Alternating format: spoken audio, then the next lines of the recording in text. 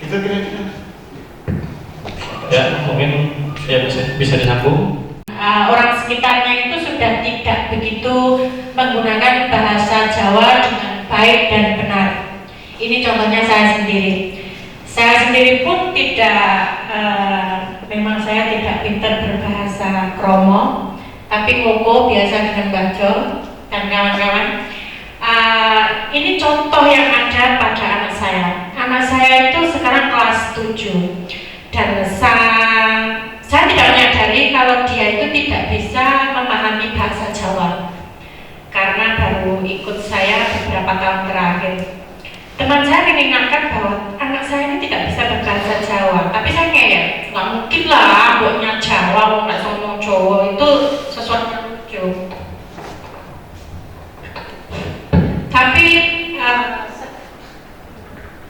Tapi setelah pulang di rumah, teman saya menelpon, coba pelajari bahwa anakmu ini tidak bisa berbahasa Jawa, maksud tidak paham. Akhirnya saya coba dan ternyata benar. Setelah saya 5-7 kata, ternyata memang tidak paham. Saya kurang tahu dari mana tidak pahamnya. Padahal di rumah kita menggunakan bahasa Jawa moko, campur begitu. Saya tanya di sekolah ada pelajaran bahasa Jawa, tidak ada. 2 jam dalam 1 minggu.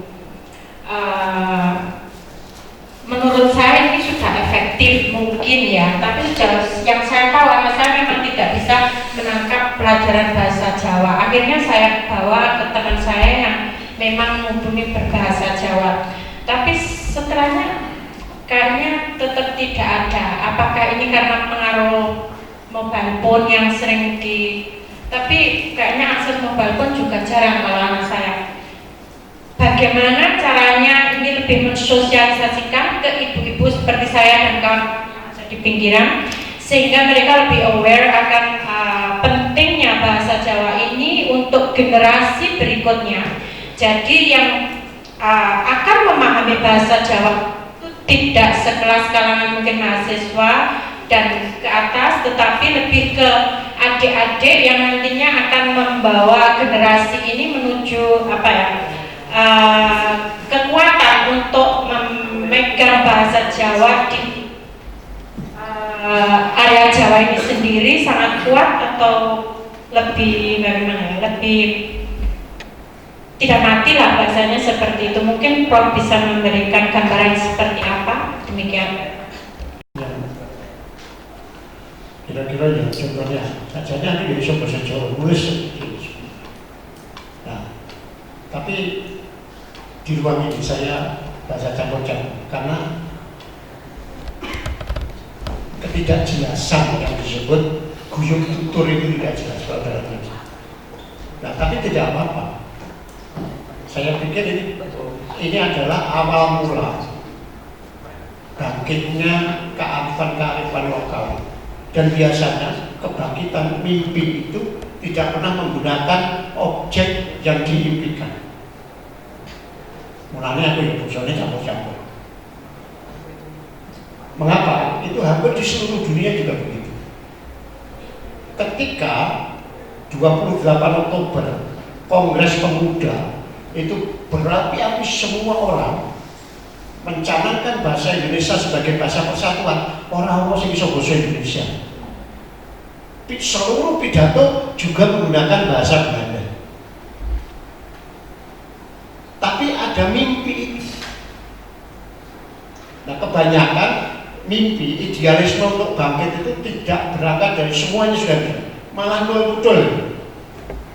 Baru pada Kongres Perempuan ada 2 perempuan masih geraku-geraku ya kayak ini nekat basa Melayu. Suwarsi Jaya Puspito dan seorang ketua. Contoh negara lain, mergo Timor Leste mulai Al-Kartiri, Zanana Gus mau mungkin gila karo Indonesia. Mulanya ya orang gawe basa Indonesia sing kabeh wong iso dadi bahasa nasional Timor Leste. Malah sing dipilih basa Portugis sing belas rakyatnya ora iso ngomong. Tapi ya mimpi, impen. Sok-sok mesti iso. Paling orang 10 tahun kas iso. Sekarang sudah lebih 10 tahun, sudah mulai banyak yang bisa. Meskipun bahasa Indonesia tetap dipakai, tetapi bahasa Porto sebagai bahasa nasionalnya, sebagai national language dan official language-nya sudah mulai dipakai. Tak pikir ya revitalisasi bahasa Jawa ya ngono, gak bahasa Jawa tok, bahasa Madura kaya liyane gak apa-apa nih. Sing paling dimimpi sing nom-nom iki ya gelem itu ya. Nah, sing keloro yang Jawa intine optimis aja sih. Wong Jawa iki optimis. Wis kasandung sikile cuwel untung wis sandung cuwel sithik gak irungmu. Optimis bahasa Jawa, budaya Jawa adalah budaya optimis dan manusia. Saya sering mengatakan begini, optimis. Syukur loh, untung lho, irungmu orang mesti semua kata bahasa Jawa, kalimat bahasa Jawa itu mesti dimulai dari namanya bentuk memanusiakan. Apa dianggap menungso, dianggap wong. Wong wis sambrol lah, wong. Coba bahasa Indonesia gak ada. Orang pohon sudah nggak bisa. Human tree ayo raiso ya. Sudah, wong wis sambrol, wong wis dikandani. Ngeyel wae. Wong kuwi larang ya dituku wae. Semuanya wong, bentuknya wong. Wong itu bisa dalam kemudian berarti orang, memanusiakan, sifat mengorangkan, kemudian juga bisa menjadi pembatas bahwa itu bernyawa makhluk sesama makhluk. Dan itu keyakinan Jawa, orang Jawa ngono. Semua makhluk, ya bapakku dhewe ya ngono. Wong bingung, Pak. Nanduro kowe kok mesti ndadi apa terus aku? Lah petani biasa itu mesti nesu karo wit-witane, bapakku ya ora. Nanduro kowe mesti ayo danggo. Kami berkebun di Gaza itu mulai cabai, sengon, jagung merah itu selalu berhasil. Nah bapak itu ya ayo danggo, saya gak gak mau buat tadi. Nah itu optimisme, intinya optimisme. Optimisme itu nah, kalau Jawa optimisme itu orang itu sudah punya tempat masing-masing, berangkat masing-masing lalu nanti akan tiba di tempat yang sama. Jadi itu kan beda dengan psikologi barang. Oh banyak interaktif, judi. Jawa itu punya ilmu nyondro. Oh, ya pancen ya Werkudara, ya wis. Dadi nek jenenge Werkudara ya wis basa Jawa moko, nek sapa ae ora peduli. Nek raja ya basa moko. Lah pancen dicetak dadi Werkudara bingung. Artinya tidak dirisaukan, masing-masing diyakini punya tempat dan orang lain akan memahami itu. Tapi kalau tidak pernah divonis membangun.